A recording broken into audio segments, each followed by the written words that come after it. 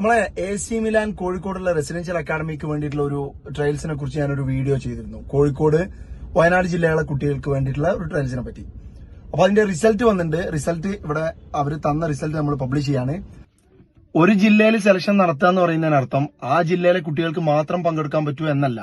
ആ ജില്ലയിൽ എത്തിപ്പെടാൻ സൗകര്യമുള്ള കുട്ടികൾക്ക് ആ ജില്ലയിൽ വന്ന് പങ്കെടുക്കാൻ എന്നർത്ഥം. റിസൾട്ടുകളും അതുപോലെ തന്നെ പുതിയ ട്രയൽസ് ബാക്കിയുള്ള ജില്ലകൾക്കൊക്കെ ട്രയൽസ് വരാനുണ്ട്.